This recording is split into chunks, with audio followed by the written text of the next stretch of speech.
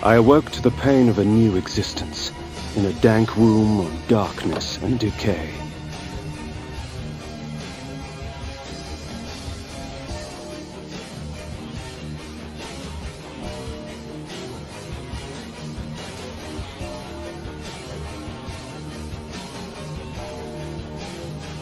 Greetings, mighty Earthlings.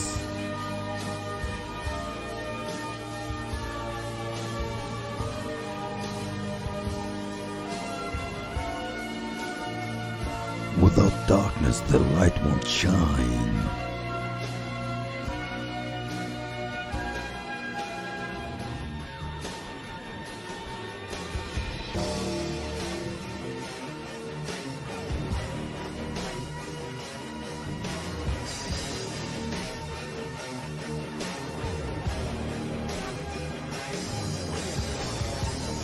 Without darkness, the light won't shine.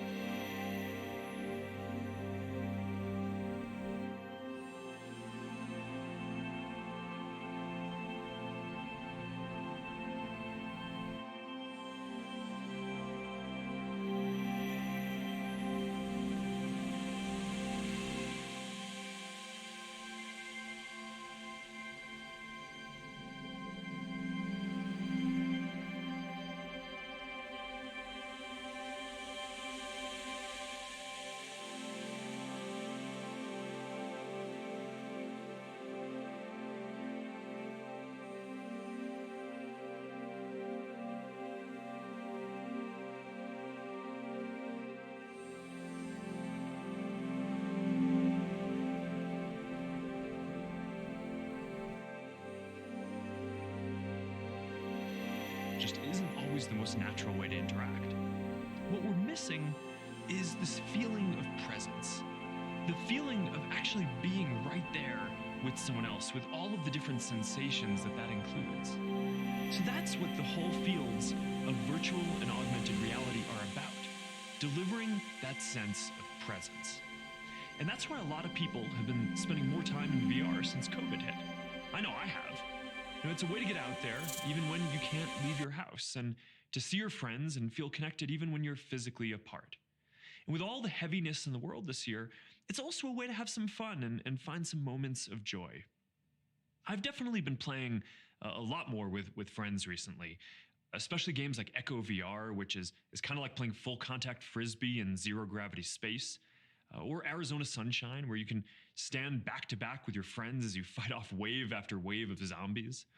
I've also been enjoying Keep Talking and Nobody Explodes, which is this great party game where you're in VR and you have to defuse a bomb with the help of your friends who are outside of VR, and they're helping you solve the bomb's puzzles. And it gets hilarious pretty quickly depending on how helpful or not your friends are.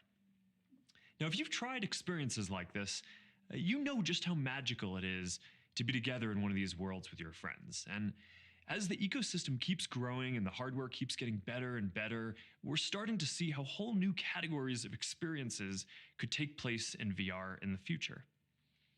So I'm looking forward to showing you what we've been working on. But before we dive in, you may have noticed that this event got a new name, Facebook Connect. And it's brought to you by a new group, Facebook Reality Labs. And that's because this work, to build the next computing platform, to deliver that sense of presence and immersion, and to make it the best platform for connecting with people you care about, that work increasingly requires us to extend beyond just our Oculus virtual reality product lines to include a lot more of the work that we're doing into augmented reality, into all kinds of long-term research, into more natural interactions like neural interfaces, into home and other wearable devices, and into software development like what we're doing with Horizon and what we have done for the whole history of our company. So we have one group that pulled together all of our augmented reality and virtual reality efforts, which we are calling Facebook Reality Labs. And now we also have one event to discuss all of this work, which we're calling Facebook Connect. Our goal is to deliver the products and technology that let you feel like you're together with the people you want, no matter where you are or the physical distance between you. So today, we're going to talk about how we're going to get there. Now, first, let's talk about augmented reality. The goal here is to develop some normal-sized, nice-looking glasses that you can wear all day and interact with holograms, digital objects, and information while still being present with the people and world around you. Maybe you want to just sit on your couch and have a friend teleport and have their hologram sit right next to you to play games or just talk or hang out. Maybe you're walking somewhere and you want directions, or you see something awesome and you want to share it without having to take out your phone. Maybe you don't want to have to carry your phone around at all, or have to worry about having it take you away from the moment. You're going to be able to do all of this with a pair of glasses. Now, there's still a lot of work that needs to be done on some of the foundational technologies. Later today, we're going to share more about Project Aria, which is the first research device that we're going to be putting out into the world to help us understand the software and hardware needed to build our first consumer augmented reality glasses. And we're starting to put together all the different building blocks, including the input systems, the display systems, spatial audio. We have a team of computational neuroscientists and engineers working on non-invasive neural interfaces and ways to use subtle gestures to control augmented reality objects in the world. There's still hard problems to solve, but this has the opportunity to open up a lot of new ways for people to connect, to work, learn, and play in the future, and we now have line of sight into how we're going to get there in the coming years. Now, in the meantime, there's a lot that we can do today with the technology that we've already created in order to develop great smart glasses. They're not yet augmented reality glasses, but they're on the road there. So a couple of years ago, I started meeting with some of the best eyeglasses makers around the world. And this journey took me to Milan, where I met with the founder of a company called Essilor-Luxottica. They're the best in the world at making glasses, and they make Ray-Ban and Oakley, and they design and build frames for everyone from Armani to Versace. And after spending time with their team and visiting their factory, I knew that they were the right partner for us to help bring the best technology together with the best glasses. And of course, in the future, people aren't all going to wear one or two different styles of glasses, like we just have a couple of different kinds of phones. So we need to support a lot of different designs and styles, and that's what Luxottica does. Now, we don't have a product yet to share with you today, but I am excited to share that we have formed a multi-year partnership, starting with building and releasing our first pair of smart glasses next year. Now, I can't go into full product details yet, but they're going to be the next step on the road to augmented reality glasses, and they look pretty good too. So here's a quick video that our team put together. Introducing the glasses of the future. Cutting-edge technology ahead of its time. The eyewear of tomorrow.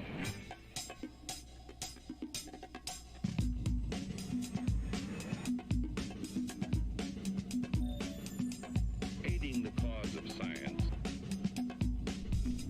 Inching my way towards the future.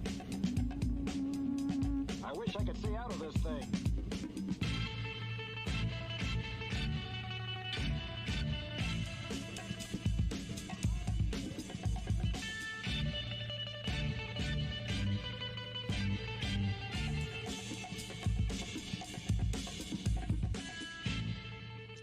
So this is going to be a big milestone in starting to integrate the core technologies into a regular glasses form factor and seeing how people use them. And speaking of that, the most important part of any AR product is the experiences it can deliver. And I'm happy with how the AR software ecosystem is coming together too. More than 600 million for people feelings? use AR I shall across be your devices eyes. every month.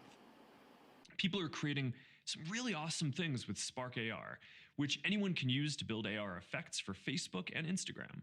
There's also AR shopping technology that lets you see how furniture is going to look in your room, or how makeup or glasses are going to look on your face before you buy them. We're already seeing some of the creativity that augmented reality can unlock, and I think that this is all just going to get a lot better as AR starts to become even more mainstream. Now, let's talk about virtual reality.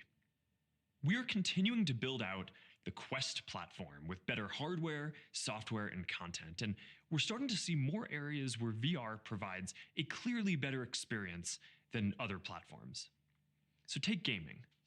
I think Quest is already the best VR gaming platform, but it's about to get a lot better. Pathetic mortal, I shall crush you like an insect instantly. Franchises for Quest. And today, we're going to share some of this work from developers like Respawn, ILM X Lab, Universal Games, and more. And we're continuing to bring even more of these games to Quest. This fall, Oculus Link is coming out of beta. And Oculus Link allows you to use a compatible gaming PC to play Rift titles on Quest. In the future, it's going to support 90 Hz for PC gameplay, and we're working on a new UI so you're going to be able to find all of your PC games right alongside your Quest apps, all in one place. So that's coming next year, and it will give you access to a lot of native Quest features while you are using Link. Another important area is social products. We're building new social experiences like Horizon, which is now an invite-only beta, and it lets you create your own worlds where you can go and hang out with your friends. We're also building experiences like venues, which I know a lot of you are using right now to watch this live stream. And I'm really focused on this area of social software because, as I've said a few times, I think that augmented and virtual reality are going to be the most social platforms ever. And we're really just scratching the surface on this right now. We're also seeing how VR can change work. Some of our Oculus teams already have their meetings in VR. And since COVID, I held my first management team meeting entirely in VR too. And I have to say, in some ways, it already felt more real than a video call because we had a shared sense of space. I always find that I have a harder time remembering discussions on video calls because from a visual and auditory perspective, there's no shared sense of space. Everything just looks flat. But in VR, even before we have avatars with full fidelity and facial expressions, just having that shared visual sense of space and spatial audio, that for everyone else in the room and people's locations looks the same to everyone else. You can hear where someone's talking from. It just makes a huge difference.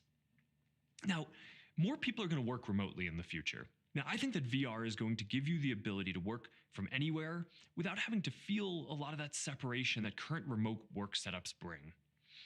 Facebook has already said that for our company, we expect 50% of our employees to work remotely long term. So we're invested in building out the tools that we need for our own people to work from anywhere, and then we're going to deliver them to the world. There are other advantages to VR for work too. Like you can design your own perfect workstation with infinite screen space and ability to teleport between different teams and projects easily. So we'll cover all of this and more in the rest of the session today. But before I sign off, I want to show you something new that we've been working on. And for this, We're going to need Boz, who heads up Facebook Reality Labs. I've been keeping him pretty busy during this lockdown, and here's a quick summary of some of our conversations over the last period.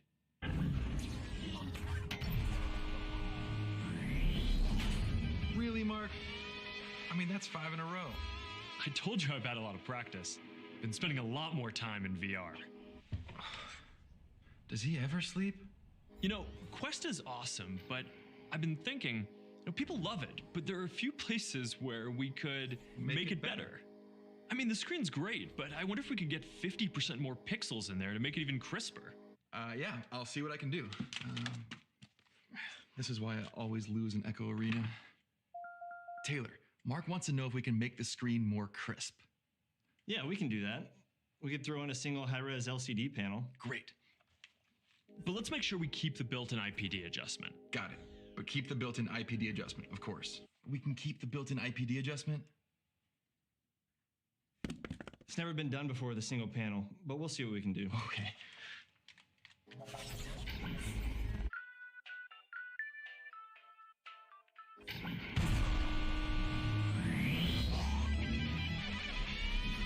I also think we could try to make the whole thing lighter. Let's try to cut 10% off the weight. Could we put it on a diet? Yeah, I think we could shave a few grams. You got it, Mark. Leslie thinks we can shave off a few grams. All right, one more thing. We've got to make the next version a lot more powerful. Let's see if we can advance the processor by a couple of generations and maybe add more memory? Ciao, my buddy, my man. What about that new VR dedicated processor we've been working on with Qualcomm? The Snapdragon Xi2? That is not an easy ask. We're talking about an entirely new architecture.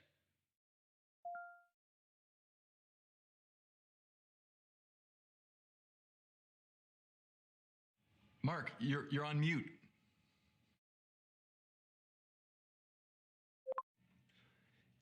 If the team can pull this off, I think we're going to have something really great here. Well, we're wondering if we could try out one more thing. Yeah, we have an idea. What if we lower the price? Yeah, great idea. What are you thinking, 350? Mark, come on, man. All right. I'll think about it. See you guys soon. So that's a pretty big to-do list. But we want the next version of Quest to be another big step forward. We want virtual reality to be something that anyone can just jump into, with the best and most immersive experiences out there, and we want it to be available to as many people as possible. Quest was a big step towards that goal. For the first time, you had real virtual reality with full freedom of movements. You could walk around with no wires to break that feeling of presence. And from day one, we were selling them as fast as we could make them. More than 90% of people who used Quest this year hadn't used an Oculus before. This is the form factor that's going to introduce people to virtual reality. And today, we are taking the next big step forward. And I'm excited to share with all of you Oculus Quest 2. Quest 2 has our highest resolution display ever with 50% more pixels. It's more powerful with a custom Qualcomm Snapdragon XR2 processor and 6 gigs of memory. It weighs 10% less than the original Quest and has a new soft strap, so it's even easier to carry around. It has new touch controllers that are more ergonomic and have battery life improvements. It is shipping on October 13th, and we are opening pre-orders today. And it starts at just $299. The team has done an incredible job, and I am really proud of what we've built here. Quest 2 is lighter, faster, and has a better display than the first generation, and it's $100 more affordable. It is fully wireless, and it has hands down the best content library of any VR system out there. Now, there are a bunch of improvements that we've made to the hardware. We've been working on this with Qualcomm for years, and Quest 2 is the first major consumer device that runs on the Snapdragon XR2 platform. It's fully customized for VR and AR, with support for multiple cameras and technology like fixed foveated rendering. And the end result is a more immersive experience with crisper graphics, more dynamic environments, and ultimately, just a more realistic feeling of presence. The display is better. Instead of two OLEDs, Quest 2 has a single LCD for super high-resolution visuals, and a new system for adjusting the optics that makes it easier to dial in the visual settings that are right for you. We've redesigned the touch controllers with more efficient tracking and optimized haptics. The new controllers deliver a better feeling of hand presence and stronger physical feedback. And for apps that don't use our full hand tracking, this is going to make a better experience all around. And we've also been making a lot of software updates too. For example, a lot of people have been using VR for fitness. It's probably one of the most fun ways to get in some quick cardio. And Beat Saber is a bit more motivating than a treadmill most mornings. So we've built in a system-level fitness tracker that helps you keep tabs on just how much exercise you're getting while playing some of your favorite titles. It's called Oculus Move, and it lets you set VR fitness goals and track them across different games and apps. And we're also experimenting with real-time stats and in-game overlays, and we're going to start testing this out on Quest later this year. Now, these are just a few of the improvements that make Quest 2 the best all-in-one VR experience out there. Now, I've really been enjoying using mine during this lockdown, and I'm looking forward to getting these in more of your hands in just a few weeks. Now, I want to make sure that I give a special shout out to everyone in our developer community and all of you who've been on this journey with us. 5 months ago, we shared that there were 10 developers who had made more than $2 million in revenue from Quest content alone. And today, there are more than 35 different titles on Quest that generate revenue in the millions of dollars. People have spent more than $150 million on Quest content. This ecosystem is growing, and now, with Quest 2 priced at just $299, a lot more people are going to be able to experience VR soon. So this is becoming a self-sustaining ecosystem now, and a lot of this success comes down to developers building great experiences. Because every time that someone gasps out loud when they see their hands in VR, or instinctively ducks or dodges something, that's the result of all the effort that you put in. So I want to thank all of you, because we are on this mission together. Now, walking the floor at Connect and getting to demo some of the new experiences that you've all built, that was awesome. And I hope we're going to be able to do that and get together in person again one day soon. But I also hope that together we can build something that helps us stay connected even when we are on different continents. Something that can help us feel present no matter where we are. That's what technology should be all about. And it is something that virtual reality can uniquely help us accomplish. So if we can build experiences that are as vivid and meaningful as being there together in person, that's going to unlock a lot of amazing things. It's going to mean that you're free to live and work and learn anywhere you want, to meet friends in new places, to explore and create new worlds. For the first time, we're going to be able to step outside the limits of the physical world and experience things and be part of communities that weren't even possible before. And I can't wait to create this with all of you. And now, to talk more about the journey ahead, I'm going to hand it off to Boz.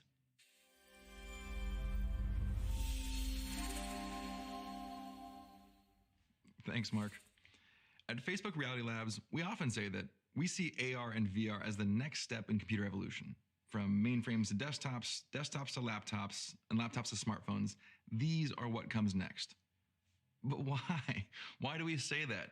What right do we have to make that claim? And the answer, I think, goes to the very heart of what computers are and what they're for, and why a social media company acquired a virtual reality company, and why our VR conference is called Connect in the first place. I mean, everyone knows that computers are useful. I mean, they help us accomplish tasks more efficiently and accurately. But from the very beginning, they've also had another important purpose: to connect people. An early computer scientist to make this case was Doug Engelbart, famous for the mother of all demos, where he debuted things like the mouse, the graphical user interface, and hyperlinked text. But he also debuted shared document editing and even video conferencing way back in 1968. Along with his friend Stuart Brand, Engelbart understood that the coming computer revolution was about more than better technology. It was about finding ways to help people share ideas and experiences with each other at a distance.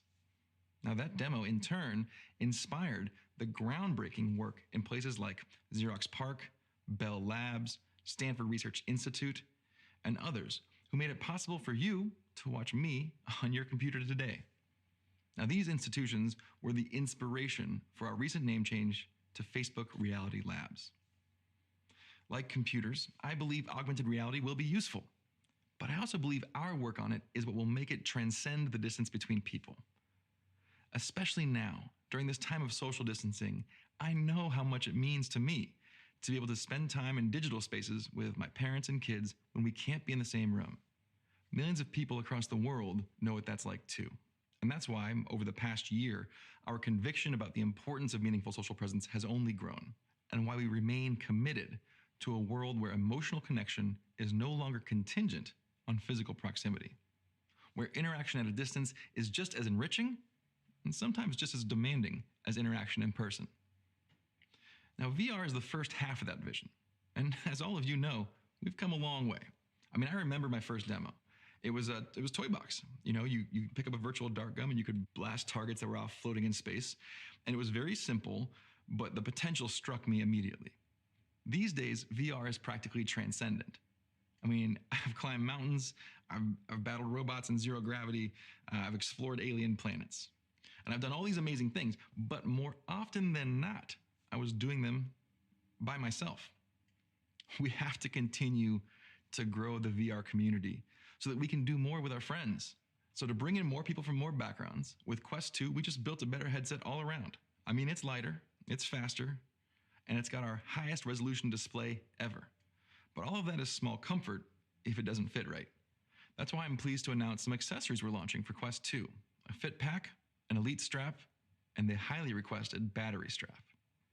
Now, of course, it doesn't even matter how well it fits if it's not affordable, which is why I'm so proud that we got the price of Quest 2 down to $299. That's a full $100 less than Quest. That is a big deal. And if you're wondering what to do with that extra $100, be sure to stick around to hear about the great content our developers are bringing to the platform. Now, as I said at OC6, we're also building out our capacity for meaningful social presence in workspaces. We all know this has been a hard year for jobs and businesses. I mean, for those of us who have the privilege of working from home, we may have lost the commute, but we've also lost some of the community. For my org, for a lot of Facebook, and for people all over the world, Portal has been a real hero these past few months. And as of this month, in addition to Workplace, you'll be able to take meetings on Portal via BlueJeans, GoToMeeting, WebEx, and Zoom. With Portal as a dedicated screen for video calls, it's a lot easier to be present with your coworkers, and it frees up your laptop as well. But still, Portal is only the beginning of virtual presence in the remote workplace. I've been really impressed this year by the new collaboration and productivity apps in Quest built by third-party pioneers. And this is an area that we're investing a lot in as well. Now, longer term, we envision an enterprise ecosystem with expanding platforms and new business models made possible across distances. Maria's going to tell you more about that later in the program. Now, the second half of our vision for the future of computing is augmented reality, or AR. We've made a lot of progress in the lab over the last year, and I'm excited to share it with you. At its essence, AR is a way of placing a digital, interactive layer on top of the real world. Already, a good smartphone can apply AR effects to things that it recognizes, like objects or pictures, bodies, and faces. 3 years ago, we created the Spark AR platform to help people do just that. And to date, more than 400,000 creators from 190 different countries have published effects for Facebook and Instagram, the majority of whom, 55%, are women. Now, together, they've published over 1.2 million AR effects that are used by hundreds of millions of people every month across our apps and devices. In just the last 3 months, more than 150 effect owners have hit over 1 billion views and uses. It's pretty incredible. And I'm excited to announce that beginning next year, we're opening Portal and Messenger for creator publishing as well. AR effects in chat are a really fun way to connect, especially for families. Now, the behaviors that we see validated today are going to help us build a better AR tomorrow. And the promise of AR is the promise of an information-rich world where your capacity for knowledge, reason, and awareness is expanded well beyond your physical capacity to see, know, or recall. Now, in some ways, we already live in that world. I mean, we can do a lot with a smartphone and a good internet connection. And yet there's just so much more we could be doing. Our digital experiences are still mediated by heads down, eyes down, handheld devices. At Facebook Reality Labs, we ask ourselves, what if that was no longer the case? What could the future hold that's even better than this? Imagine a pair of glasses that could give you a 3D overlay of everything without having to look down at anything.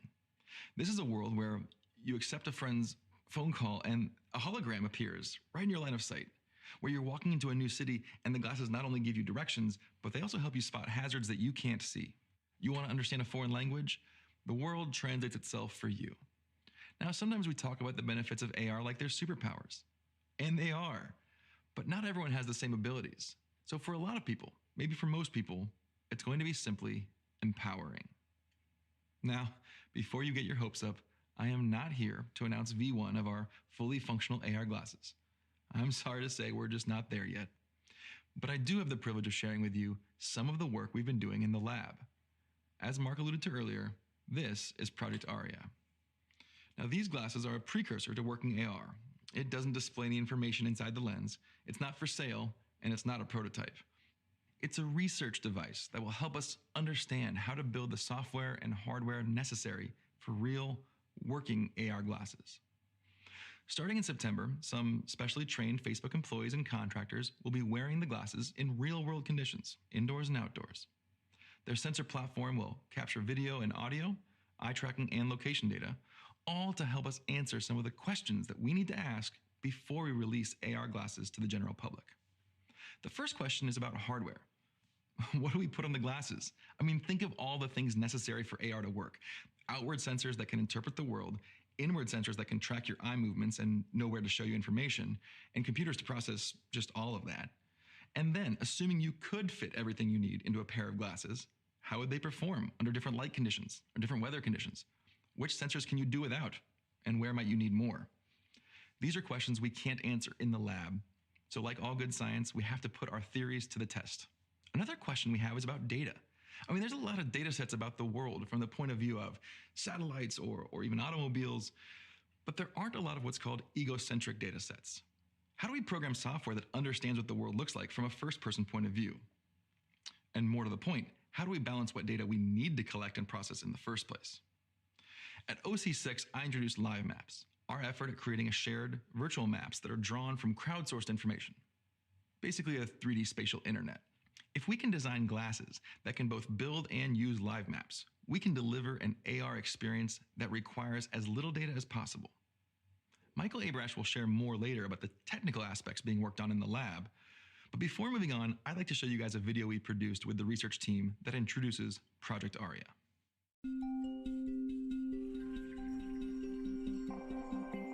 Aria is a comprehensive sensor platform that you wear like a pair of glasses and is used for research purposes.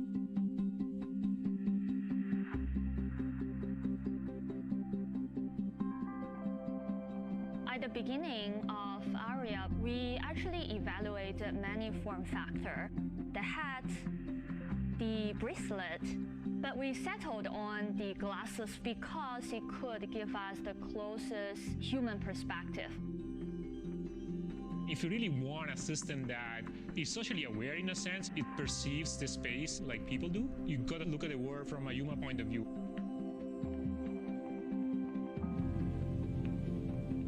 This allows us to start to teach devices to see, hear, and contextualize, and making sense of the situation so that they could better help humans in the future.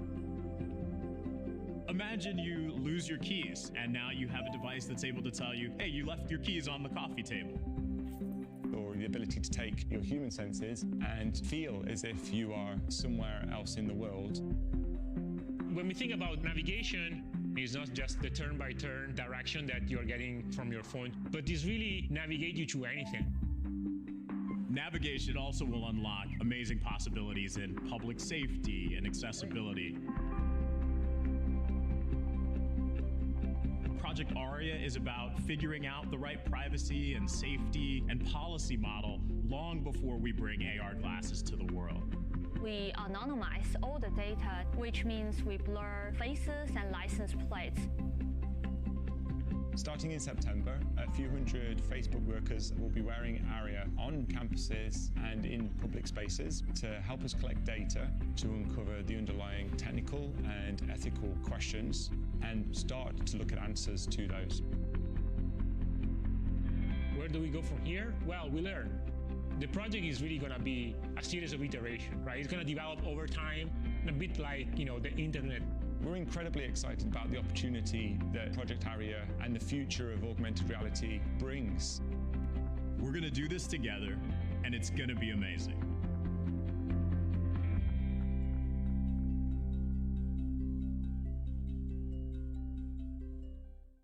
Now, as the video mentioned, in addition to the technical complexities we're navigating with Project Aria, we've also been working to answer some questions about how and when the glasses should be used. New technology often has unintended consequences and negative externalities, and our job is to get ahead of ours. AR glasses will be cool, but they shouldn't be rose-tinted. In order to wear the research glasses, people will undergo training on when and where they can gather data. Sensitive places like restrooms or prayer rooms are obviously off-limits. Before data we collect in public is used for research, the data is quarantined and faces and license plates are blurred. Like a mapping car, all participants will be easily identifiable by their clothing. You can find more details about Project Aria online, and we'll continue to use the lessons we gather to inform how we build and launch AR in the future. More generally, though, all of this is about operationalizing a set of principles for responsible innovation that guide our work in the lab. At Facebook, principles are not just a list of nice things. They describe trade-offs, things that we do even when the opposite might benefit us somehow. So, for example, when we're building, we should be transparent about how and when data is collected and used over time so that people are not surprised. We will build simple controls that are easy to understand and clear about the implications of a choice. And we build for all people of all backgrounds, including people who aren't using our products at all, but may be affected by them. We think about this a lot in the context of Project Aria. And we strive to do what's right for our community, individuals, and our business. But when faced with these trade-offs, we prioritize our community. Moreover, because we recognize the limits to our own understanding, we're working with third-party experts to expand our sphere of input. As part of these efforts, I'm happy to announce 2 RFPs for over $1 million around the principle, Consider Everyone.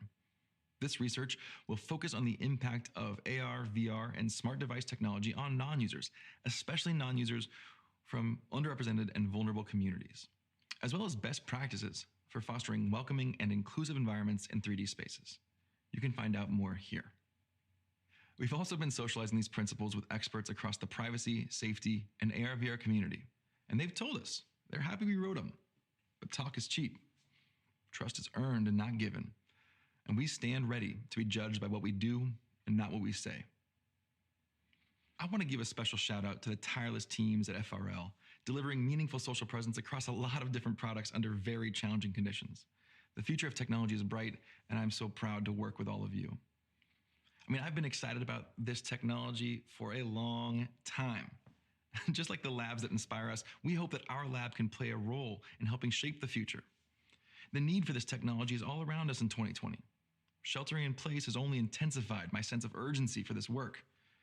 Every day away from my loved ones grows my conviction that this technology is important. But as excited as I am to introduce this to the world, I'm even more excited to use it myself.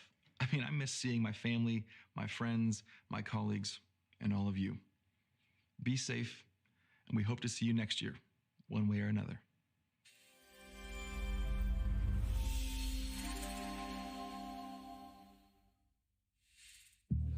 Right now, someone's working in the lab, and someone's going far away from someone that they love. But someone's working in the lab, so someone who is far away can be with who they love each day. Right now, some genius who's 8 years old is dreaming of a degree in a distant place beyond the sea. But someone's working in the lab, so the genius who was 8 years old can study from where they choose to live and be. Right now, there's someone wishing for some superpowers to run and play with super speed, finally freed. That someone wishing for some superpowers will one day live to be a super someone. Because someone's working in the lab. We need each other in this world. We need not few of us, but all. That's why there's someone working in the lab right now.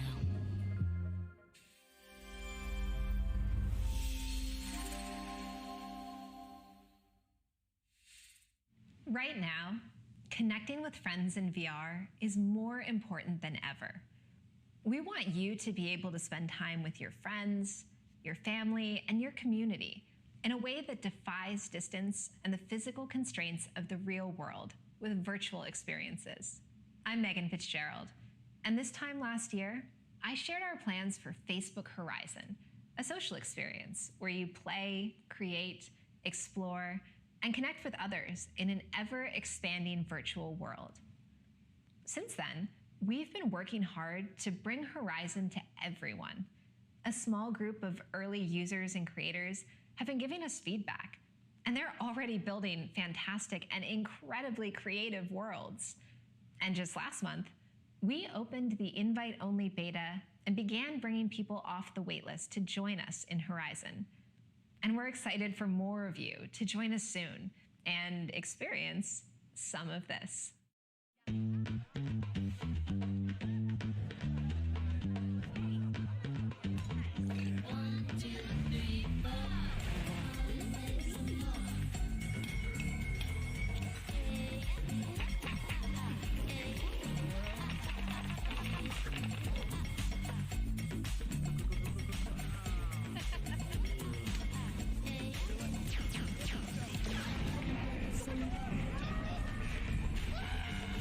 Okay, bye.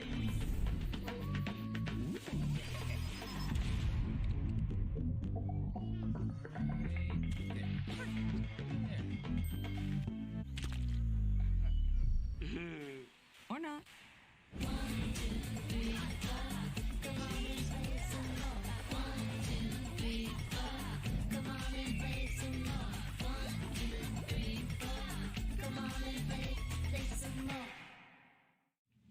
Now let's talk about venues, a social experience where people can come together from all over the world to enjoy events together. This year, people have attended concerts, NBA games, and stand-up performances. And now, we're working on an improved version of venues. In fact, some of you may be watching today's keynote from the beta version already. There's a new lobby where you can socialize before, during, and after the show, because we know one of the best parts of an event is chatting about the experience with others who were there. And we also have new content coming, including a brand partnership with Tidal. Beyond Horizon and venues, we want to make the experience across all of Oculus more social, so you can discover people to play with, experience new worlds together, and build communities as you explore.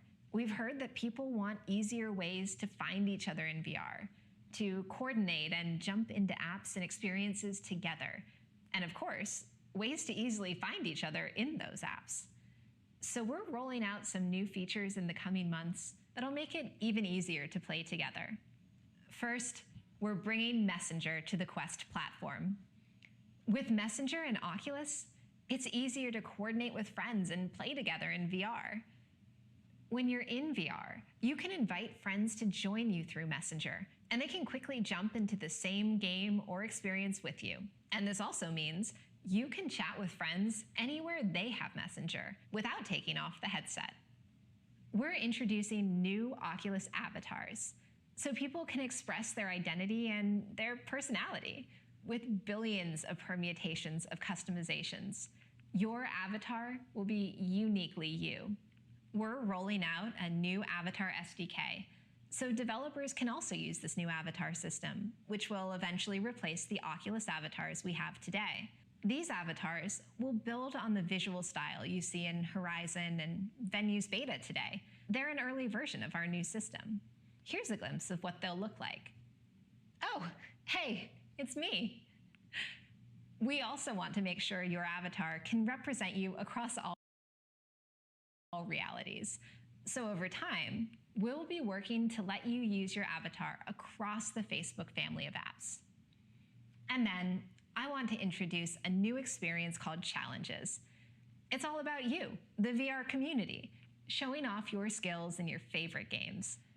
Challenges allow you to create mini tournaments and challenge friends, your community, or the whole world. Whether it's a week-long competition to see who can achieve a global high score on that new Beat Saber song, or a daily motivator to get you and your friends to play synth riders.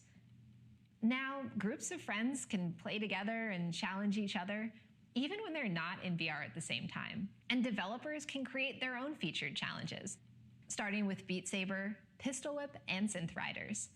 They'll have new challenges available weekly, so you can compete to be the best of the best. Challenges roll out on Quest today and will become available on Quest 2 when it launches later this year. And now, Chris Barber.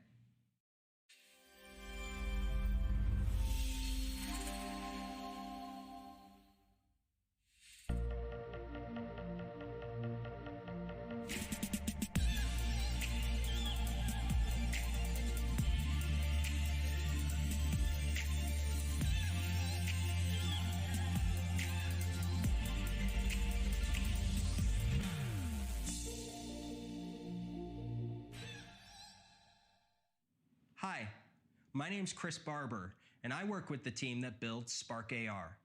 Our team, together with our global creator community, is starting to transform the Facebook experiences you already use. These AR effects can be everything from helpful to entertaining. And by blending the digital with the real world, we can connect you to and allow you to communicate with people, places, and things in an entirely new way.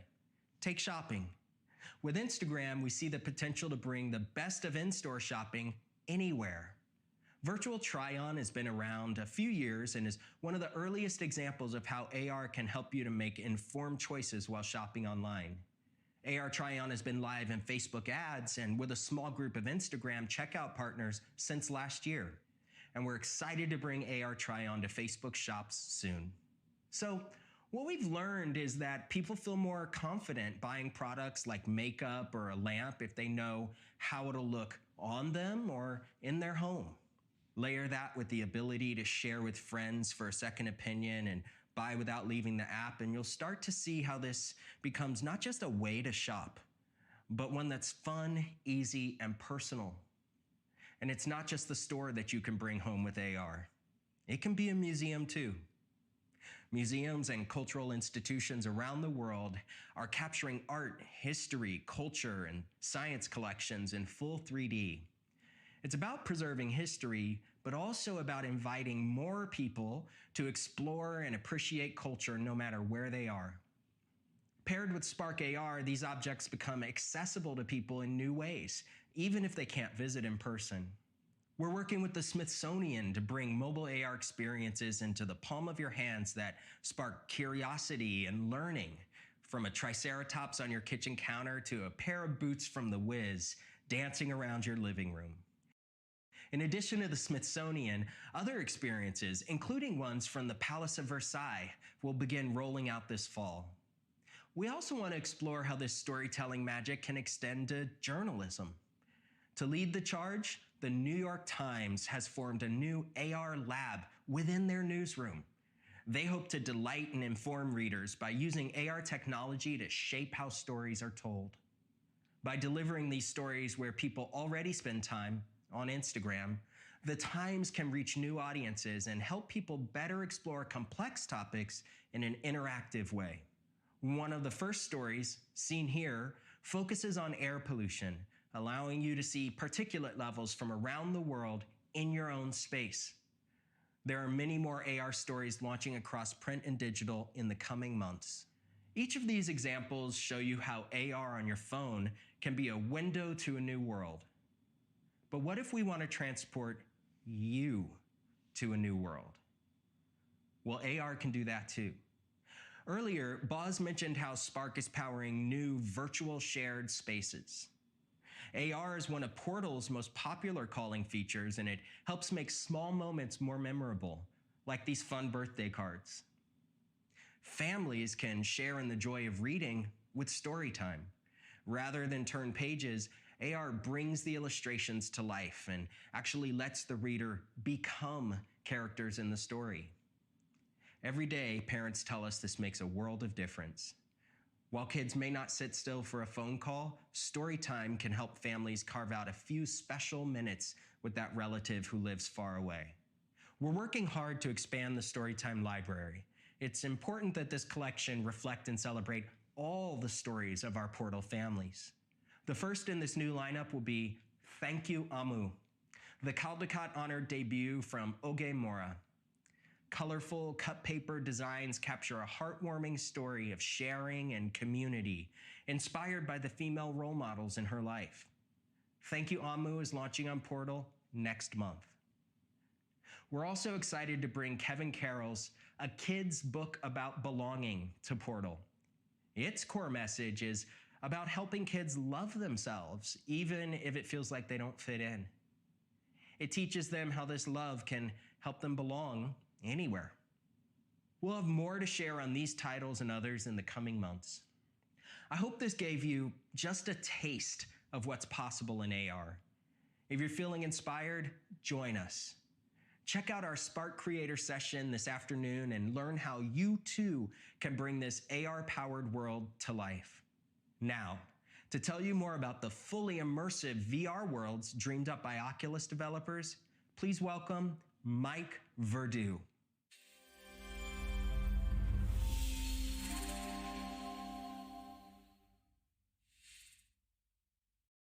I'm Mike Verdu, VP of Content. We are excited, encouraged, even stunned by the progress that VR has made in just 12 short months. So many wonderful Quest titles have launched in the last year, creating a catalog of rich, vibrant experiences. Our ecosystem growth is accelerating, and more developers are seeing success. But all of these positive developments are impossible to separate from the physical and emotional effects of the pandemic. This is an uncertain and difficult time. But creativity and art, well, they shine their brightest in uncertain times. And our new medium is bringing us together, even as many of us are far apart. We hope our technology is helping you to feel more connected, whether you're hopping into VR with a friend to hang out, play a game together, get some work done, or exploring experiences like In Protest, which lets you become better acquainted with the unsung heroes, preserving and extending our constitutional rights in the name of Black lives and racial justice. Our developers are finding new ways to stay connected as well, showing us the future of work as they defy physical distance to create amazing products. We salute these teams as they redefine the work ethic and compassion of this industry, adapting their processes in a new paradigm to launch titles that span every corner of the globe. So, 5 months ago, we shared that 10 developers had made over $2 million in revenue from Quest content alone. Today, I'm happy to share that over 35 titles on Quest have generated revenue in the millions since launch, and they're doing it faster than ever before. This summer, Onward's Quest debut made $1 million in revenue in just 4 days, faster than any other title on the platform. And Five Nights at Freddy's Help Wanted reached $1 million in just 8 days. These are powerful milestones that show how more and more teams are able to pursue continued VR development and see a return on investment. And as a result, there is an acceleration in creativity in all categories, from games to productivity, collaboration, fitness, education, and others. The coming year will be an exciting one. We have some major announcements as we continue growing our slate with the launch of Quest 2. So let's dive into this exciting new content. Hi, I'm Elizabeth Laverso, Vice President of Product Development at Ubisoft's Red Storm Entertainment. Ubisoft is pioneers in new technology. We're early investors in new consoles and tech, and we've been creating VR experiences since 2016, with titles like Eagle Flight, Werewolves Within, and Star Trek Bridge Crew, which are all available on the Oculus platform. And today, we are excited to announce our first AAA franchises for the VR market, which are Assassin's Creed and Splinter Cell. For the first time ever, fans will be able to live these beloved franchises in a truly visceral way. Development of Assassin's Creed and Splinter Cell will be led by Ubisoft Red Storm in collaboration with Ubisoft Reflections, Ubisoft Dusseldorf, and Ubisoft Mumbai. Both titles will be created from the ground up exclusively for the Oculus platform and will include elements of both the Assassin's Creed and Splinter Cell franchises that players know and love. We are excited to share more about these projects with you. Stay tuned. Thanks for kicking us off with that awesome news. Hi everyone, I'm Ruth Bram, and I've been a producer at Oculus for over 6 years, helping our developers make games and entertainment experiences for our platform. So let's talk about Quest. In addition to exploring the Quest content library with Quest 2, you'll be able to dive into original experiences with even greater scope and superior quality, thanks to the advanced capabilities of this new hardware. So I've asked a few of our developers making awesome games with Quest 2 to join us today and share their exciting news. Hi everyone, I'm Jose Perez III, Director of Star Wars Tales from the Galaxy's Edge. At ILMX Lab, we've been hard at work, crafting tales and expanding the world of Black Spire Outpost, which was created by our friends at Walt Disney Imagineering. After the award-winning success of Vader Immortal, we wanted to follow up with something lighthearted and a little more open, a project that will expand over time. So we'd like to invite you to explore the wilds of Batuu. Danger lurks around every corner, but it's nothing you can't handle with the help of specialized training droids and a good blaster at your side. Or you could always just hang out in the cantina. The bartender, Cecil Slack, might not make the best drinks, but he can tell a story that will literally transport you to a different time and place in the Star Wars galaxy. One of these tales will put you face to face with an iconic and powerful Jedi, Master Yoda. Before we go, let's take a sneak peek at one of the characters you'll join forces with along the way. Someone, anyone, please help! My counterpart R2-D2 and I were on board a parts supply vessel bound for Batuu, but it was attacked. You needn't worry.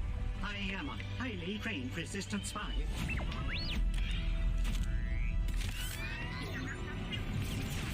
Dear, you'll do what?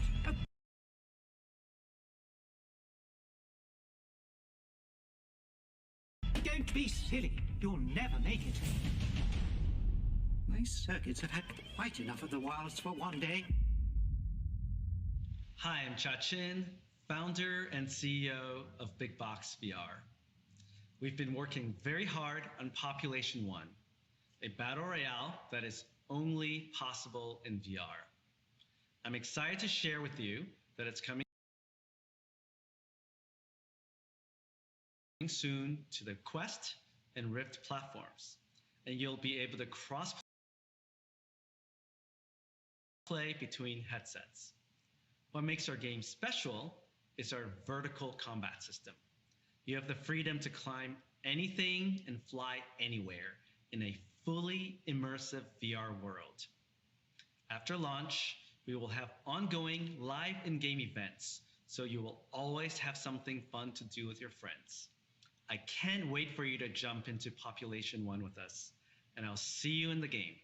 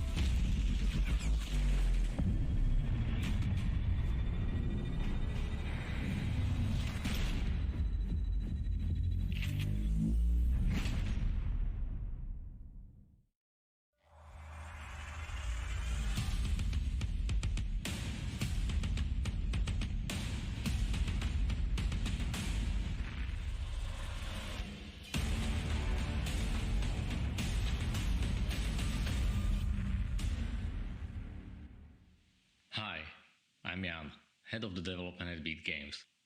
First, thank you to our passionate Beat Saber community. We could not have announced this incredible news without your continued support. For a while now, we've been exploring ways to play Beat Saber with a friend, or with many friends. I'm excited to share that Beat Saber multiplayer will be launching on October 13th. This is the biggest update to the game since we launched. I can't wait for you to try it. And we have one more thing from Deb. Thanks, Jan. As you all know, music is core to Beat Saber. Thinking of who we could celebrate the launch of Quest 2 with, one artist came to mind immediately. Their music spreads positivity, transcends languages and borders, and has touched many lives, including mine. I am so excited to announce that our next music pack will be in partnership with BTS, featuring their recently launched characters, Tiny Tan. Tiny Tan have fun and distinct personalities inspired by the personas of BTS members. Through the magic door, they cross over from their universe to ours, transcending reality and imagination. I'm eager for you to meet them in the world of Beat Saber this November, and for you to play with other fans in multiplayer mode. Hello, I'm Apurva Gandhi, brand manager at Crytek. It's hard to believe that the Climb launched 5 years ago before Rift even supported the touch controllers. Now, more than ever, it's crucial to expand our horizon, explore the virtual world, and connect with others. With a new city setting, 15 new maps, events, leaderboards, and more. We've been overwhelmed by the sustained community support received on the Climb franchise, and we can't wait to share the Climb 2 with you soon.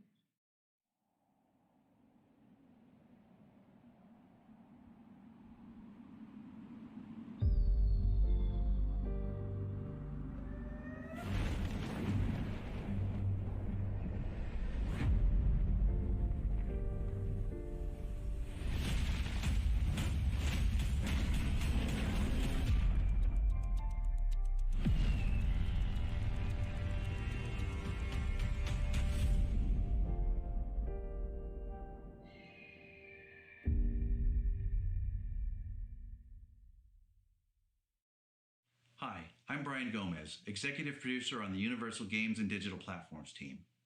Here at Universal, storytelling's at the heart of everything we do, and we're always looking for new and innovative ways for our fans to experience the worlds we create. We're excited to do exactly that, in partnership with Oculus and CodeSync, by bringing you Jurassic World Aftermath. It's a thrilling survival adventure built from the ground up for VR.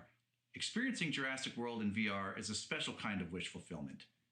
Set 2 years after the fall of Jurassic World Aftermath lets you race through Isla Nublar, retrieving valuable information while being stalked by deadly velociraptors at every turn. You're going to need to think quick, solve puzzles, and use all of your survival skills to get out alive. So here it is, your first look at Jurassic World Aftermath.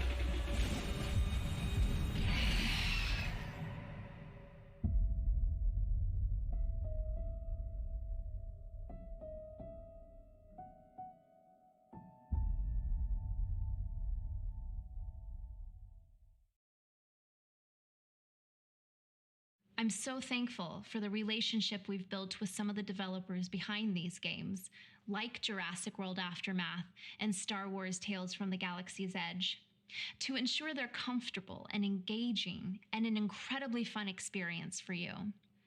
And I want to share my enthusiasm for all of these new titles because it doesn't stop here for the Quest platform. We're going to be rolling out even more high quality and cutting edge content. So let's take a look at some of the other titles coming to Quest. The Adepta Sororitas are brought to life in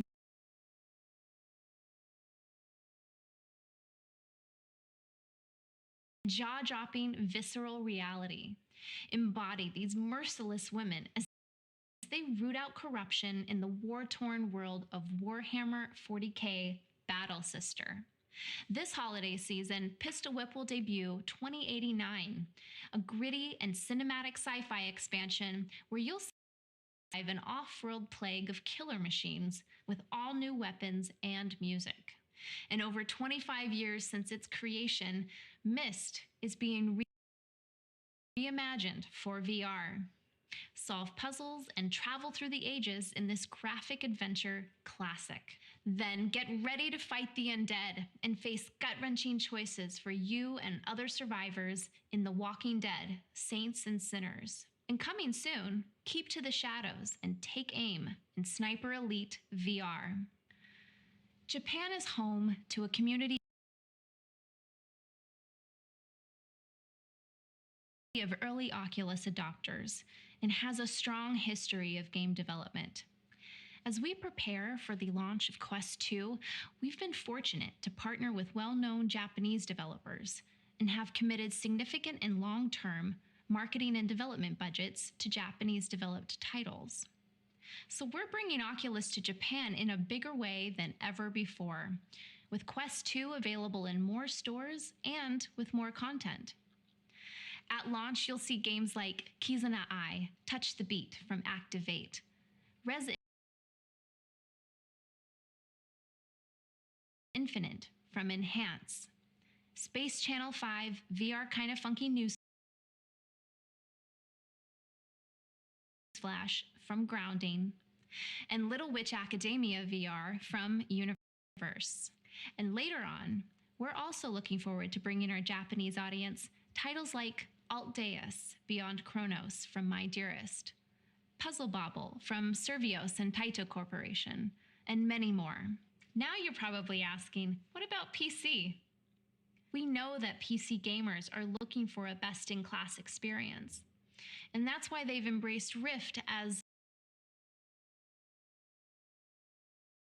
the gold standard for high-fidelity gaming. But now we've got something that offers you an even better experience than Rift. Quest 2 plus Link gives you a higher resolution at a lower cost and future support for higher frame rates up to 90 Hz. It's the best way across the VR industry to play PC VR content. So if you have a VR-ready PC, you can use your Quest 2 plus Link to play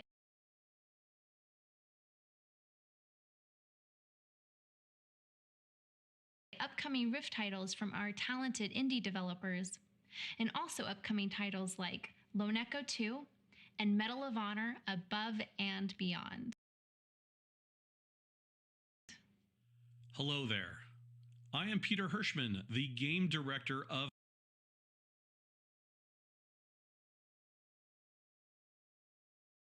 Medal of Honor Above and Beyond.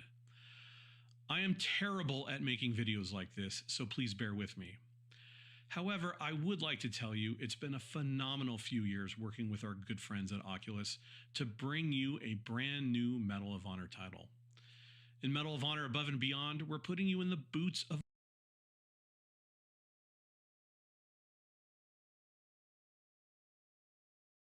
a World War II soldier, so we can tell the stories of ordinary people doing extraordinary things in the face of overwhelming odds. I'm happy to announce that Medal of Honor is shipping December 11th on Rift. It's playable on Quest with a link cable, and I'm very excited to announce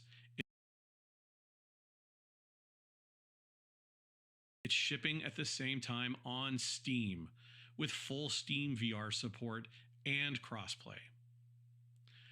We're really looking forward to seeing you in the game. Please take care of yourself and wash your hands. So as you can see, we're committed to the Oculus platform as the paragon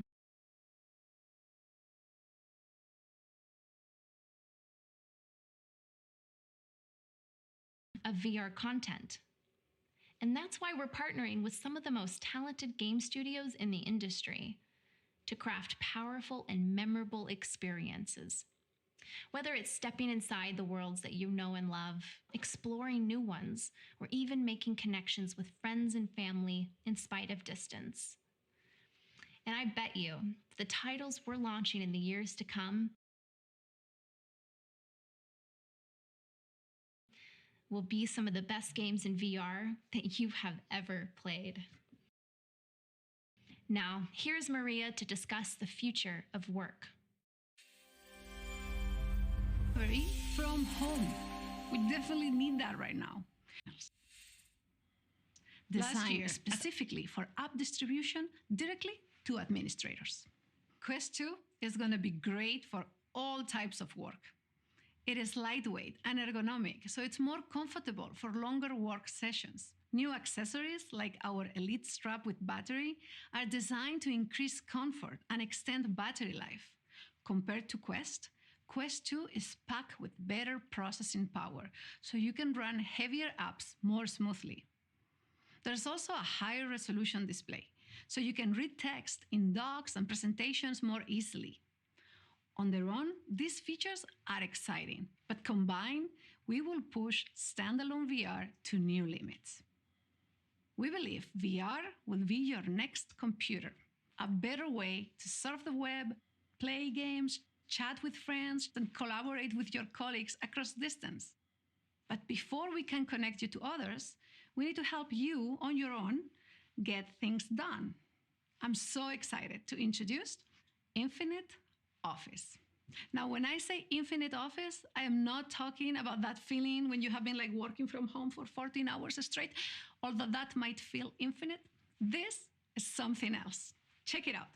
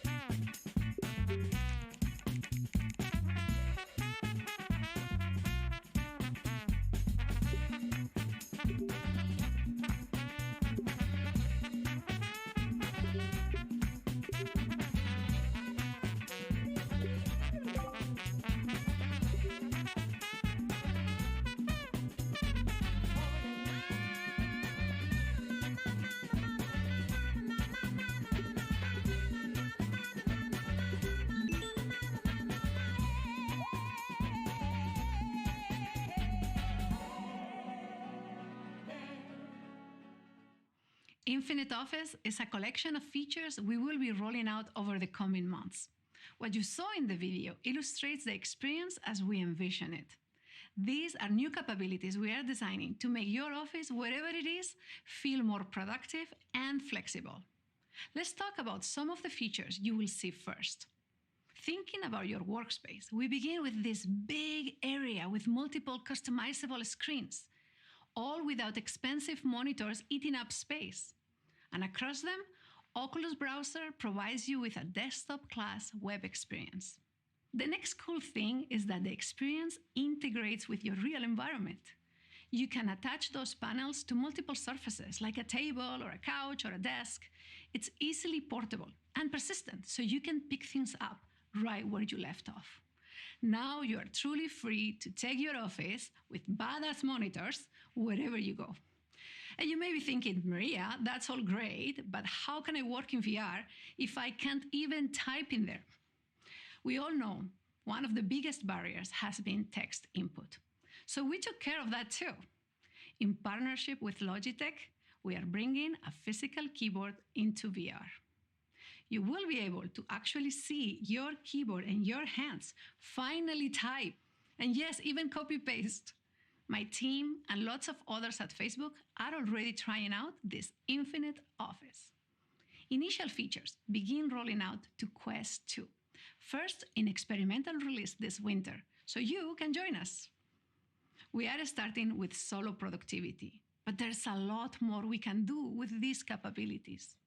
We always want to power use cases that connect people and promote collaboration, and we have more in store. But I can't talk about that quite yet. There's one last thing I want to mention. We are committed to putting these technologies in the hands of developers too, and we have already started. Check out this prototype we did with Spatial that layers pass through with their collaboration app. That's just a glimpse, and we'll have more to share next year. It is amazing to see how far we've come since launching Quest only last year. But if you want to know where we're headed, and who doesn't, Michael Abrash is just the person to show you.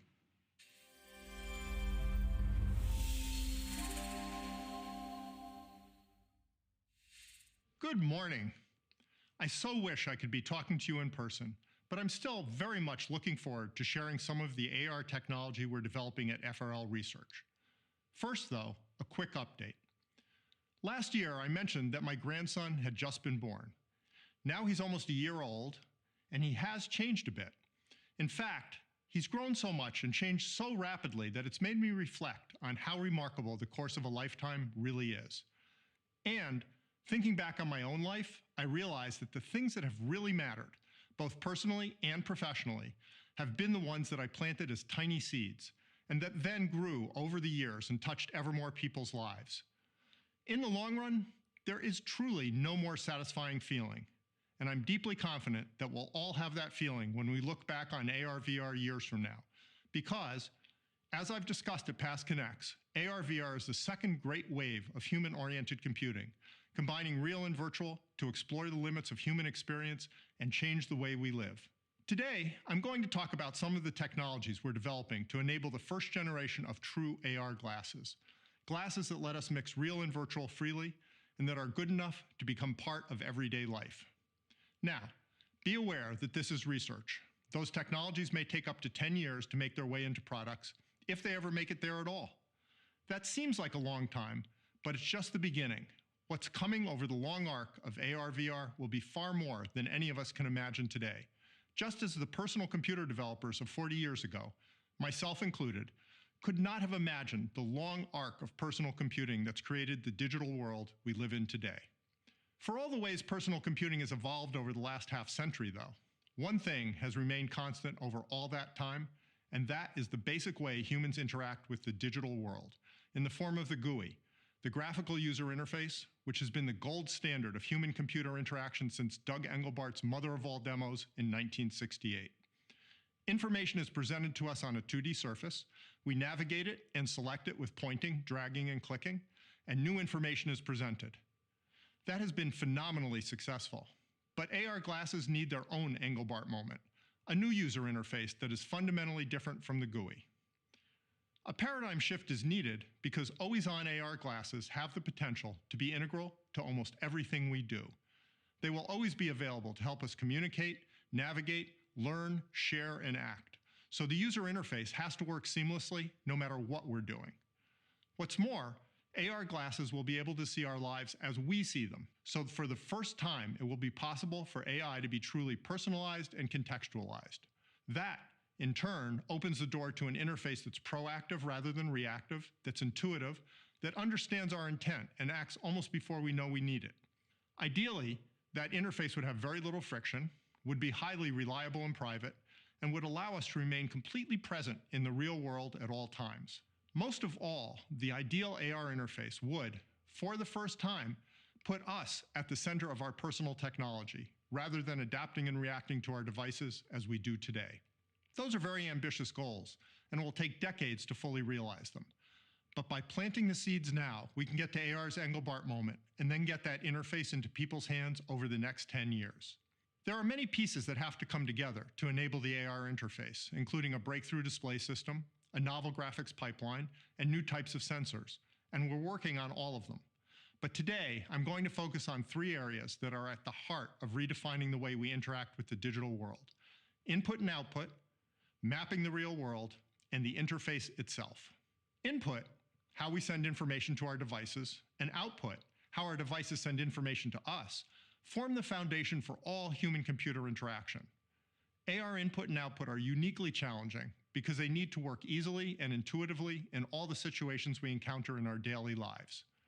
Let's look at 2 research areas that have the potential to revolutionize the AR interface. The first is electromyography, or EMG, a novel input approach that can read the signals on the motor neurons that run through the wrist to the hand.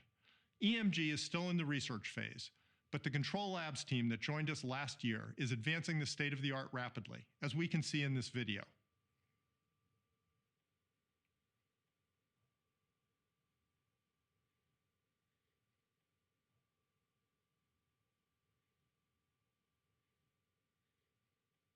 In a sense, this is a brain-computer interface, but it's an interface that operates where the brain signals are stronger, easier to read, and less ambiguous than on the head.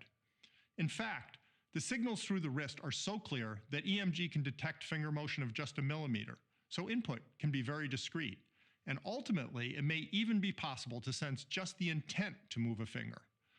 And EMG can be made highly reliable, like a mouse click or a key press. Finally, it can be very intuitive, since it can utilize actions you already do with your hands. Initially, EMG will provide just 1 or 2 bits of what I'll call neural click, the equivalent of tapping on a button or pressing and then releasing it, but it will quickly progress to richer controls. Here are a few early samples of how it could be used in AR.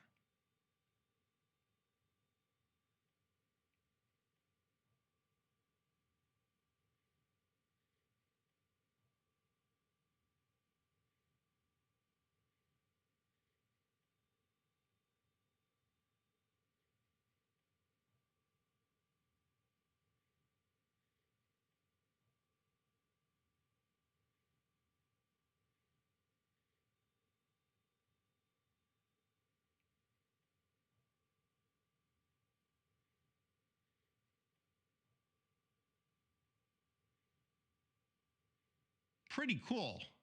But that's just the beginning. It's highly likely that ultimately we will be able to type at high speed with EMG, maybe even at higher speed than is possible with a keyboard today. Initial research is promising, as we can see in this video.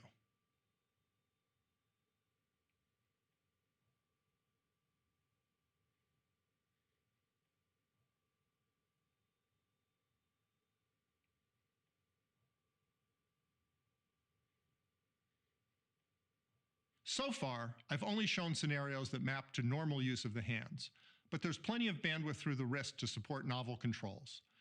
Imagine you put on an EMG bracelet and a Quest and look at your hand, and you have a 6th finger.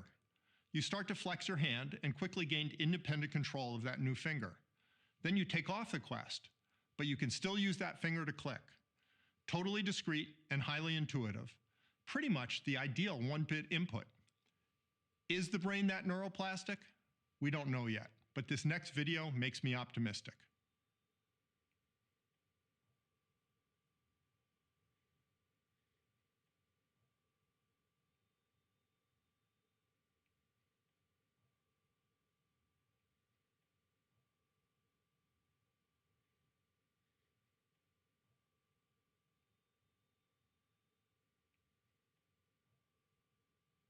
That person was born with the limited hand functionality you saw, but it took him only 5 minutes to learn to control the virtual hand.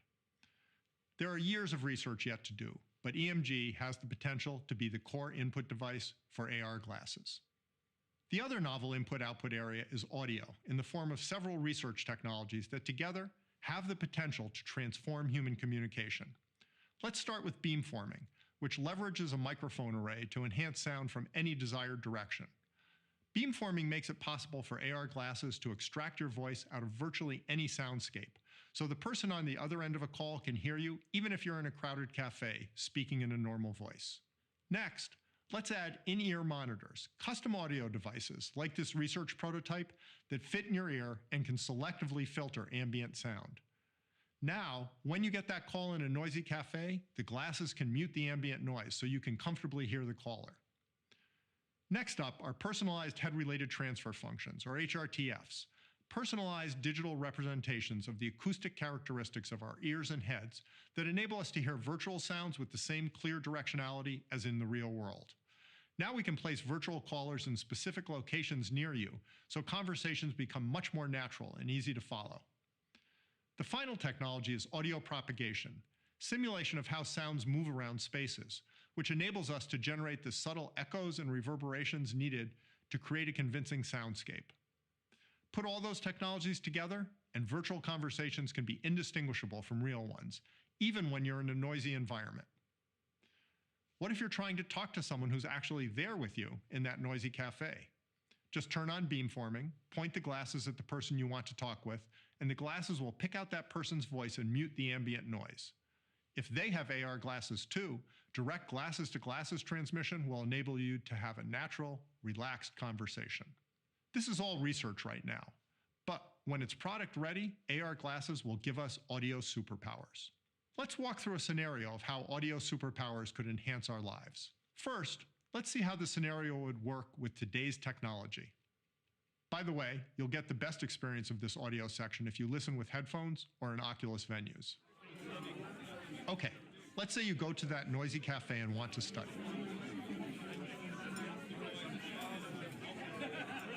The noise makes it hard to concentrate. Then a friend comes in. You try to talk, but it's hard and tiring due to the noise. Oh, sorry, Sarah. I didn't mean to make you jump. I didn't see you come in. Parking took forever. I had to circle the block. Another friend comes in, and it's even harder because now you're not always looking at the speaker when they start to talk. And seeing mouth movements is a big part of how you understand speech in noisy environments. Sorry I'm late, guys. Let me guess. Parking? Yes, I had to battle for the last spot. What did I miss? Finally, a friend video calls in. You all crowd around a phone and try to hear what they're saying on speaker, and they try to hear you over all the ambient noise. Perfect. Hang on, let me flip the camera. How awesome is this? They do these amazing balloon bouquets. They're beautiful. Mila would totally love that. Oh, did you find a birthday cake to jump out of? What? Not a very satisfying experience. Now, let's see what it's like with audio superpowers. You sit down to study in the cafe and turn on ambient muting. It's easy to focus. A friend comes in. They have to tap you on the shoulder to get your attention. Oh, sorry, Sarah. I didn't mean to make you jump. I didn't see you come in. But then you turn on beamforming, and they come through clear as a bell. And their voice sounds like it's coming from them, not from a speaker. Parking took forever. I had to circle the block. That's okay. I was working on the list. I see that. It's clearly labeled Millie's surprise party. Another friend joins you. You hear whoever you're looking at clearly, although sometimes when the speaker changes, you miss a few words until you turn your head. Party after all. Sorry I'm late, guys. What did I miss? Wait, where's Yes. Parking? Mark is looking for a birthday cake to jump out. battle for the last spot? Wait, where's Mark? Finally, a friend calls in. You answer, conference everyone's glasses in, and you all talk freely. That's him now. Hey, Mark. Leslie and Danny are here. Perfect. Hang on, let me flip the camera. How awesome is this? They do these amazing balloon bouquets. They're beautiful. Thanks to your personalized HRTF, you can pick a specific location for your virtual friend's voice, just like your friends who are there in the flesh have a physical location. It's a lot like sitting around a table in your own dining room. Mila would totally love that. Did you find a birthday cake to jump out of? The second scenario still isn't perfect, but it's vastly better. And later on, we'll see how to make it pretty much perfect. Let's shift gears now and look at machine perception, a very different but equally important aspect of building the AR interaction model of the future. This is similar to, but more far-reaching than computer vision, in that it involves your AR glasses not only sensing the state of the world around you, but also building a detailed, dynamic, persistent 3D map of the parts of the world that are relevant to you, and developing an understanding of everything that map contains. Let's look at what that means and what it implies. The foundation of AR is the ability to have persistent, shareable virtual entities of all sorts embedded in the real world, including such things as whiteboards, screens, CAD models, notes, pictures, rooms, outdoor settings, and avatars. The ability to have virtual entities is like a magic wand that lets you customize, annotate, and enhance your world, and share that with others however you wish. None of that can happen without a detailed 3D map of the parts of the world that are personally relevant to you, for several reasons. First, virtual objects have to be world-locked to be useful and convincing. That is, they have to remain steady with respect to the real world, just as real objects do. That requires accurate and robust tracking of where the head is with respect to the world. Now, head tracking alone doesn't require a detailed 3D map, just a current set of environment features to track. However, it gets trickier if you want world-locked persistent objects. How can they persist without some sort of database to store their locations? That becomes even more true when you want to share virtual objects with other people. That requires a common coordinate system, and again, there's no general solution other than indexing into a shared 3D map.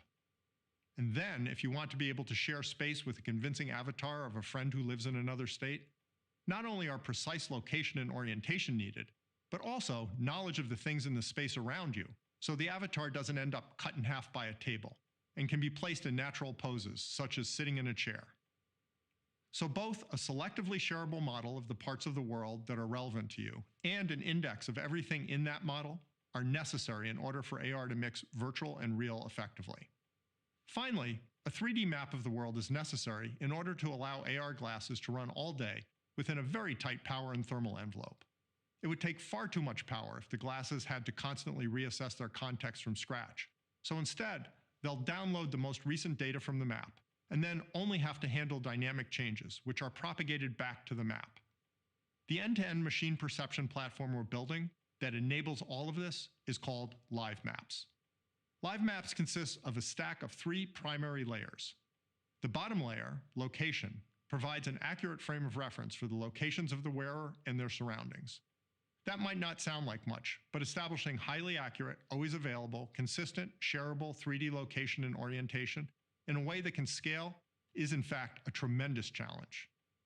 The index layer builds on location to create a detailed 3D map of all the physical surfaces, structures, and objects in the parts of the real world that are relevant to you.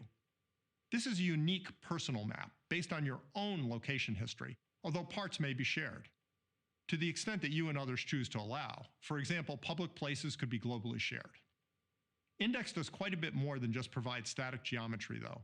It also identifies objects and provides metadata about them, such as appearance, mass, modes of use, interaction with other objects, and dynamic motion. The index layer can tell you what kind of tree you're looking at, where you left your keys, and how many calories are in the sandwich you're about to eat. And it can predict the landing point for a tennis ball in flight. Finally, the content layer stores locations of virtual objects that are anchored to the real world, indexing them into the map. So the 3 layers together enable us to have virtual entities freely mixed with the real world. But, powerful as that is, it's only one of 2 ways that Live Maps enables the full potential of AR glasses, and the content layer is the key to the second. Content is actually a somewhat misleading name, because the information the top layer stores is much broader than what is usually thought of as content. A better name might be the personal ontology layer. Ontology is a bit of an esoteric word, but for our purposes, it means that the top layer stores the relationships, histories, and predictions for the entities and events that matter personally to each of us, whether they're anchored in the real world or not, along with the interconnections with a variety of global knowledge graphs. It might store a virtual vase you have on the dining room table, but it also might store non-geolocated information such as the name of your favorite Thai restaurant, or the people who have RSVP'd for your party next week, or the ETA for your flight to Atlanta. And it links those nodes to knowledge graphs that define the concepts of restaurant, party, and ETA. In short, it's the set of concepts and categories, and their properties and the relations between them, that model your life to whatever extent you desire, and it can, at any time, surface the information that's personally and contextually relevant to you. So the location layer says where things are, the index layer says what's known about physical things, and the content layer says why things, physical, virtual, and conceptual, matter to each of us personally. You will have your own set of layers based on your unique life experience, so live maps will effectively be a virtual model of your life up to that moment. And that is the foundation for the second key aspect of machine perception, a truly personalized and contextualized AI assistant. To date, assistants have been able to understand relatively little about your personal context and needs, but that changes with AR glasses. Now, by querying live maps, an assistant can observe your world from an egocentric view, the same way you see it from a first-person perspective, and that is the basis for true human-centered technology. Obviously, we're a long way from that now. In particular, we don't have the necessary egocentric training data. So the question is, how are we going to bootstrap this breakthrough AI assistant? Which brings us to Project Aria. Project Aria is a research effort built around the custom glasses you see here that is designed to record high-quality egocentric data, which in turn will enable researchers to advance the state-of-the-art around machine perception and personalized, contextually aware AI. Project Aria is not in itself an AR device, since it lacks a display, and it is neither a product nor a prototype of a product and will not be for sale. It is a research tool, and it is a critical step on the path to live maps and the interface of the future. One way to think about Project Aria is as an evolution of the methods which were used to build maps in the past. Since the 1960s, satellites have allowed us to map outdoor environments at tremendous scale, but they're limited in the map resolution and freshness they can produce. Low-flying aircraft and car fleets provided data capture at a higher resolution with increased update rates, but they're limited to outdoor environments. Backpack rigs can now map indoor spaces at high resolution, but are unable to fully capture the wide range of environments relevant to our daily lives. Project Aria is the vanguard of the next leap in data capture technology, client-based mapping, which will one day enable anyone with an AR device to build and use live maps wherever and whenever they need to, based on data from their own devices, particularly AR glasses. The use of egocentric data will make it possible to construct higher resolution maps that are dynamically updated at a much higher frequency, and will enable mapping of a far greater spectrum of environments than has been possible with any previous mapping technology. In addition to enabling state-of-the-art research into map building, Project Aria will let researchers explore what data AR glasses will need to capture in actual use, and how AI can most usefully leverage that data to provide personalized assistance. Let's take a look at each component of Project Aria in closer detail. At its heart, Project Aria is an all-day wearable computer and sensor platform with a powerful mobile class processor, all wrapped up in an ergonomic glasses form factor weighing under 70 grams. The device is controlled by the wearer using a mobile companion app, which communicates via an encrypted low-energy Bluetooth link.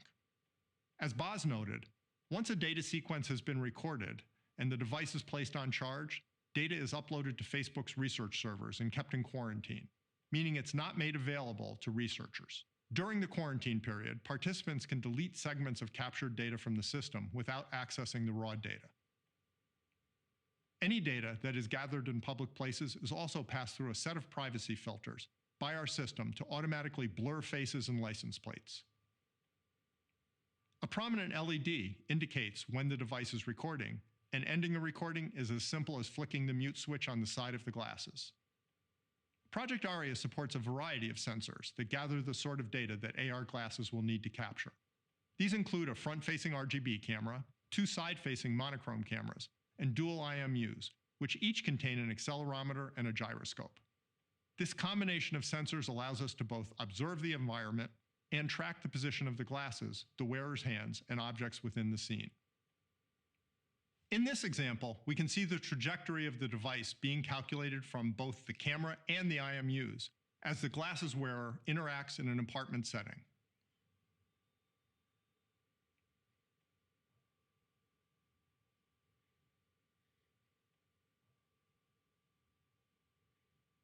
In addition to sensors to visually observe the world, Project Aria supports 7 directional microphones for spatialized audio capture and 2 inward-facing cameras to monitor the direction of the wearer's gaze.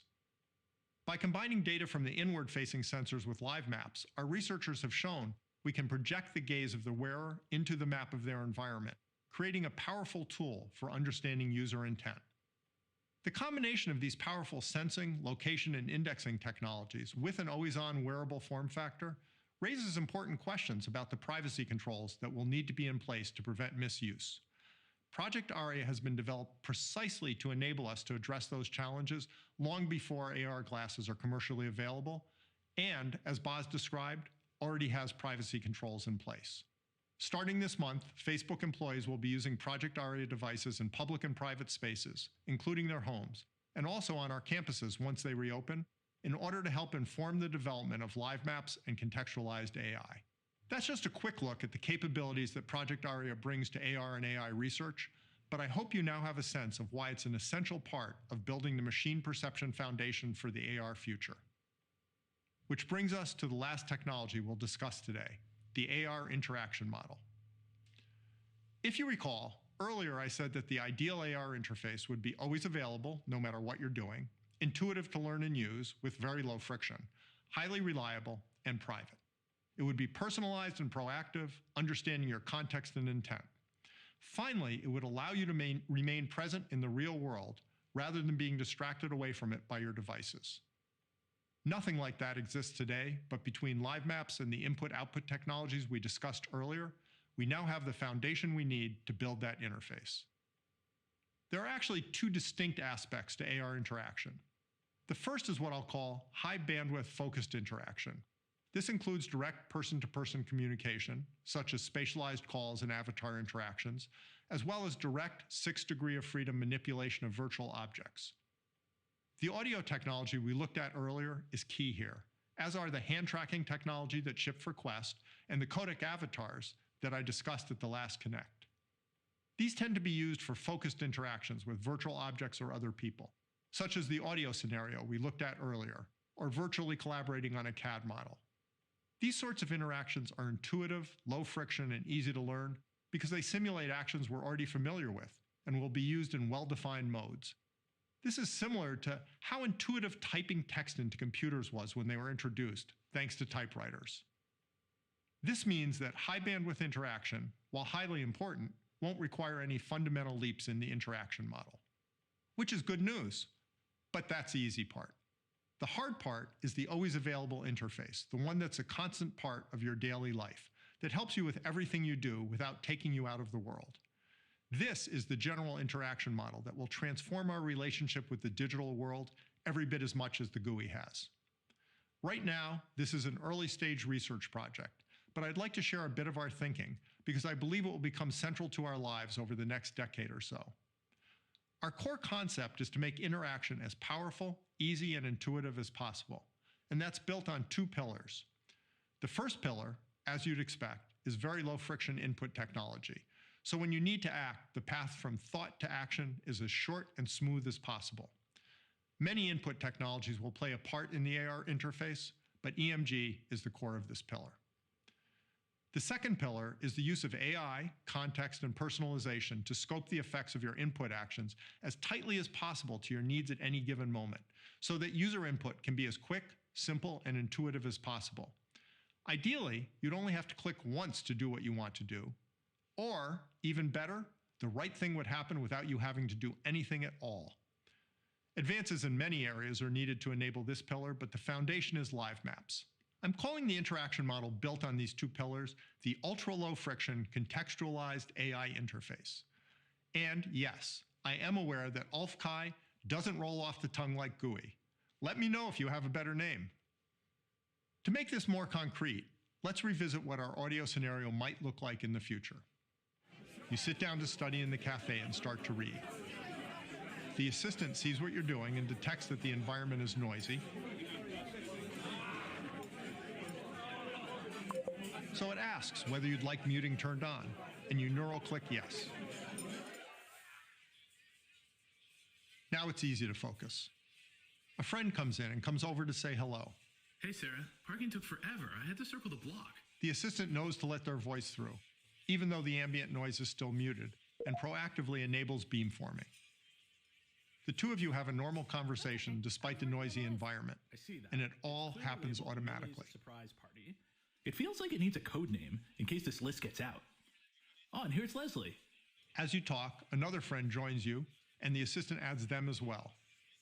Thanks to the microphone array and visual sensors, the assistant is aware that you're engaged in conversation, and machine perception and audio direction of arrival analysis let it determine who and where the speakers are. So it automatically enhances the voice of whoever is speaking, whether you're looking at them or not, and you never miss a word. What did I miss? Wait, where's Mark? Seems like the husband should be here. This is his wife's birthday party after all.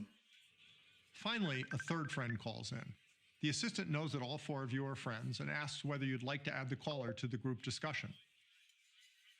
You neural click yes while staying present with your friends. No need to look down or take a phone out of your pocket. Hey, Mark. The assistant Leslie answers, and Danny are here. conferences the caller in with all 3 of you, and, leveraging live maps, automatically audio spatializes the caller into the empty seat at the table and displays their photorealistic avatar there as well. I was thinking we could fill the whole living room with them. Audio propagation, together with live maps, allows simulation of the proper acoustics of the space you're in, so the voices sound natural. Thanks to beamforming and glasses-to-glasses transmission, everyone can hear and be heard clearly. Now, it truly is as if all 4 of you were sitting around a table in the quiet of your own dining room. And then everyone could jump out from behind the balloons.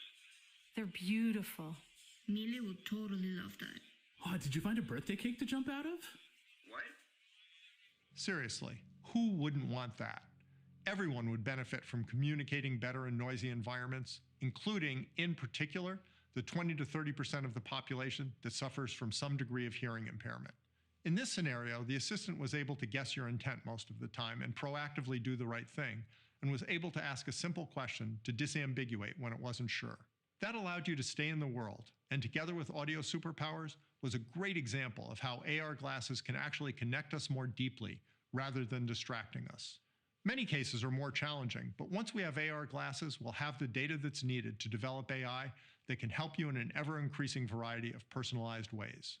What else will the ultra-low friction contextualized AI interface enable? That's kind of like asking what the GUI would enable back in 1967.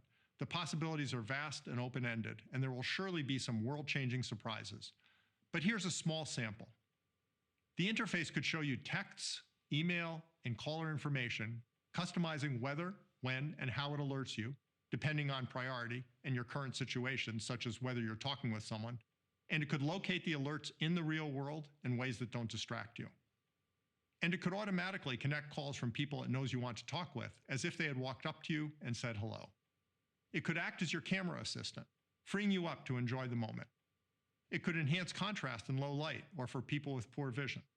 It could remind you to put on a raincoat as you're heading out when the forecast is for rain in the afternoon. It could warm up your car just before you leave for work. Someday, when cars are self-driving, it could chauffeur you to and from work and your scheduled appointments. It could provide precise navigation guidance, both outdoors and indoors.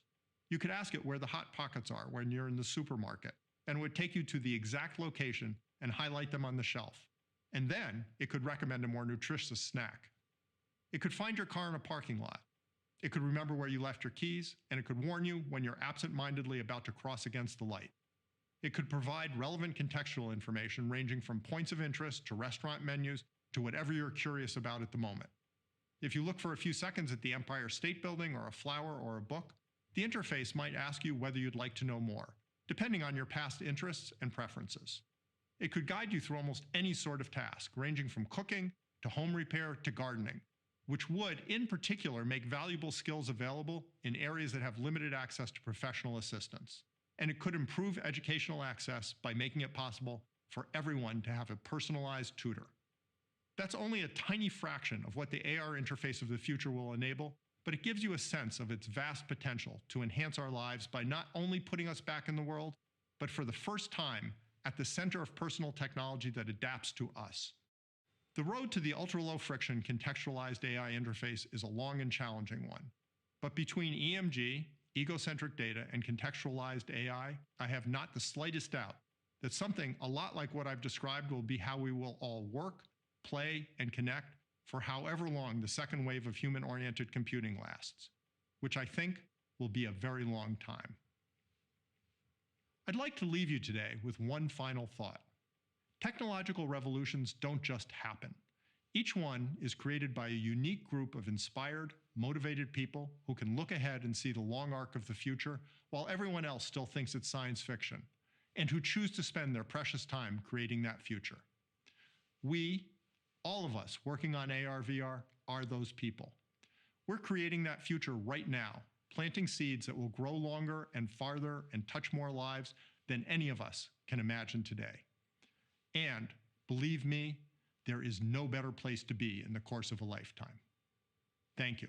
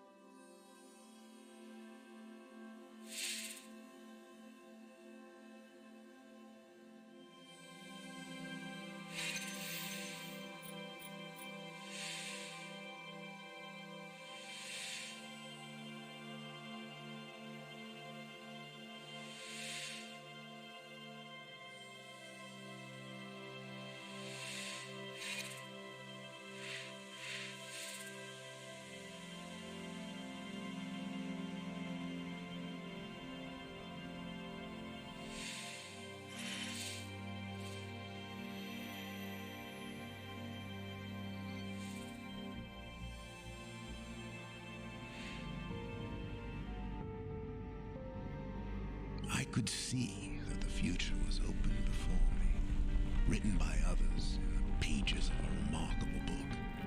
But my life was not set in stone by the ink on a page.